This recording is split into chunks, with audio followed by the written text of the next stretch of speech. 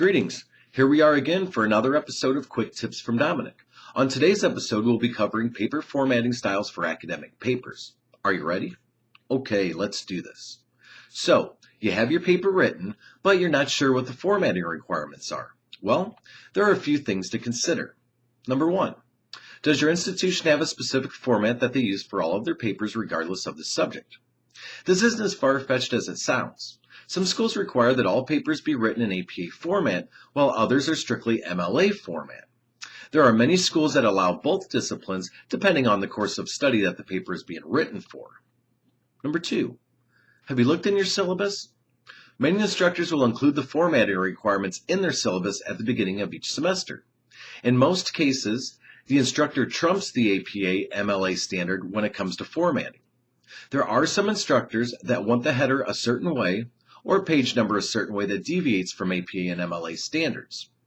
Make sure to always follow your instructor's requirements.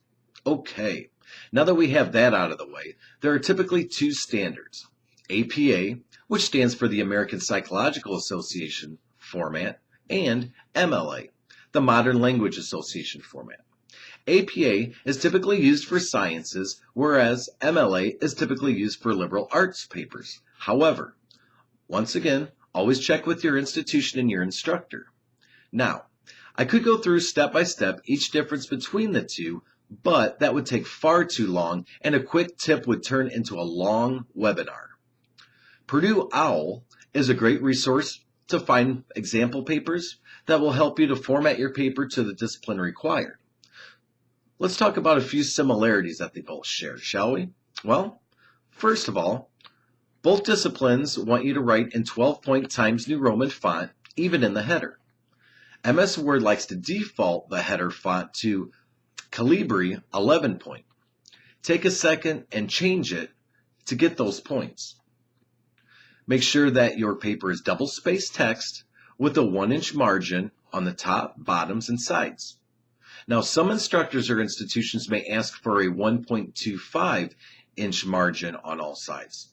If they don't specify, then just go ahead and use the 1-inch. Number three, references or works cited page. Well, APA uses references and MLA uses works cited. So, make sure that your citations are also double-spaced, alphabetized, and have hanging indentations.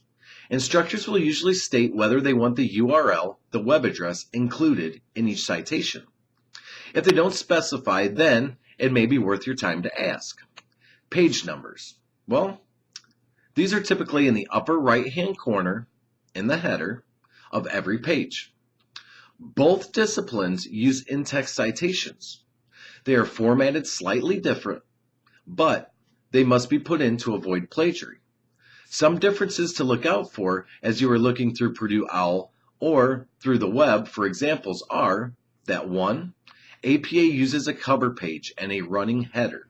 MLA does not. 2. APA does not use contractions such as don't, won't, didn't, and so on. 3. Some APA papers, up to the instructor, uses an abstract page. Typically, MLA does not. 4.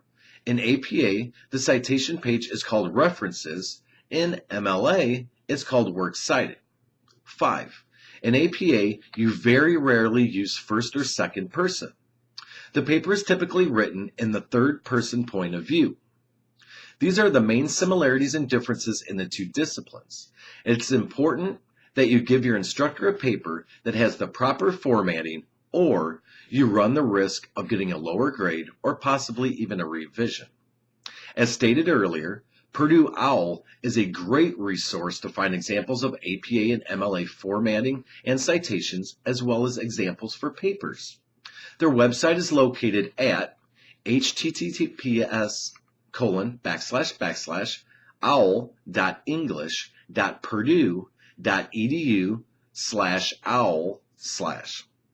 It really is a great resource to answer many questions that you may have considering formatting and citations so that you can earn those points, and they really do add up.